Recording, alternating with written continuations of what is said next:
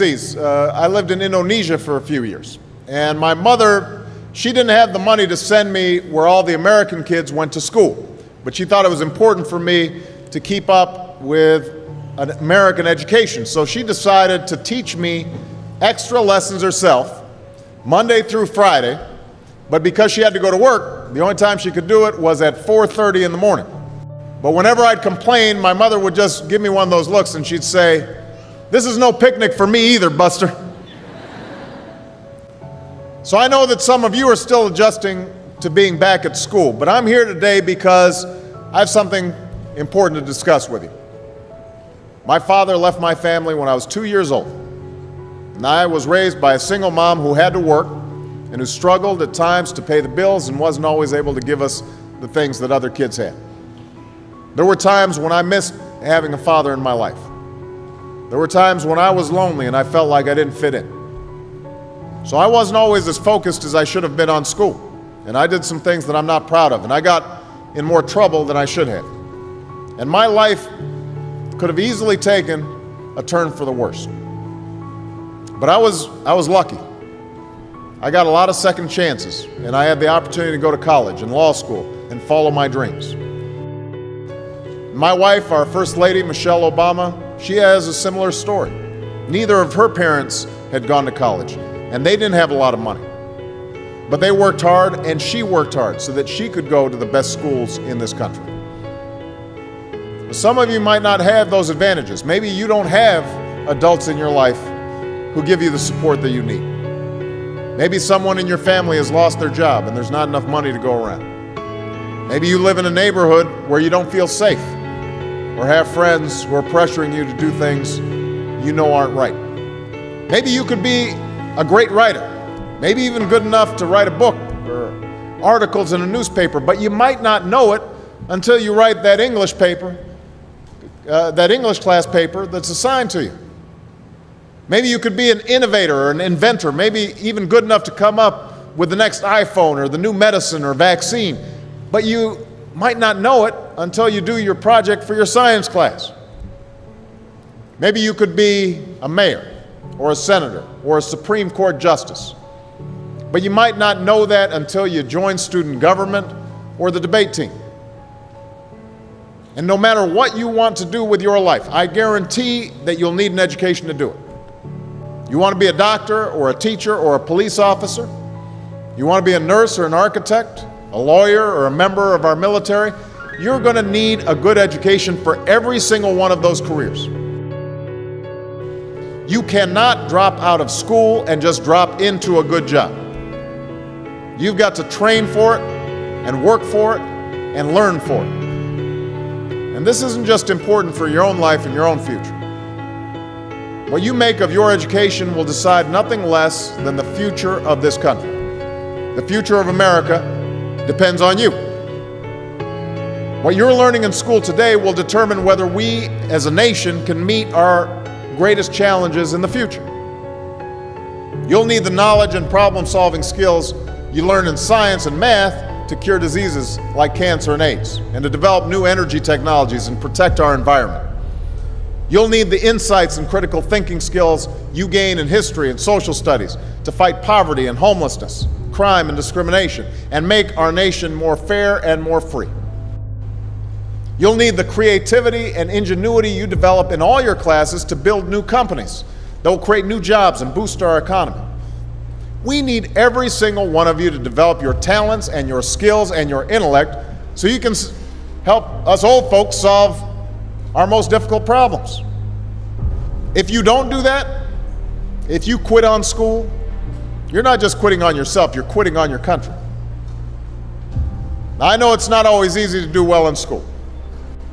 I know a lot of you have challenges in your lives right now that can make it hard to focus on your schoolwork.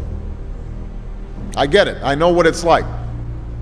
But at the end of the day, the circumstances of your life, what you look like, where you come from, how much money you have, what you've got going on at home, none of that is an excuse for neglecting your homework or having a bad attitude in school. That's no excuse for talking back to your teacher or cutting class or dropping out of school. There is no excuse for not trying. Where you are right now doesn't have to determine where you'll end up. No one's written your destiny for you. Because here in America, you write your own destiny. You make your own future. That's what young people like you are doing every day all across America. And that's why today I'm calling on each of you to set your own goals for your education and do everything you can to meet them. Your goal can be something as simple as doing all your homework, paying attention in class, or spending some time each day reading a book. Maybe you'll decide to get involved in an extracurricular activity or volunteer in your community. Maybe you'll decide to stand up for kids who are being teased or bullied because of who they are or how they look. Because you believe, like I do, that all young people deserve a safe environment to study and learn. Maybe you'll decide to take better care of yourself so you could be more ready to learn. But whatever you resolve to do, I want you to commit to it. I want you to really work at it. I know that sometimes you get that sense from TV that you can be rich and successful without any hard work. That your ticket to success is through rapping or basketball or being a reality TV star. Chances are you're not going to be any of those things. The truth is, being successful is hard. You won't love every subject that you study. You won't click with every teacher that you have. Not every homework assignment will seem completely relevant to your life right at this minute. And you won't necessarily succeed at everything the first time you try. That's okay. Some of the most successful people in the world are the ones who've had the most failures. J.K. Rowling, who wrote Harry Potter. Her first Harry Potter book was rejected 12 times before it was finally published. Michael Jordan was cut from his high school basketball team. He lost hundreds of games and missed thousands of shots during his career. But he once said, "I have failed over and over and over again in my life, and that's why I succeed." These people succeeded because they understood that you can't let your failures define you. You have to let your failures teach you. You have to let them show you what to do differently the next time. So if you get into trouble, that doesn't mean you're a troublemaker. It means you need to try harder to act right. If you get a bad grade, that doesn't mean you're stupid. It just means you need to spend more time studying. No one's born being good at all things. You become good at things through hard work.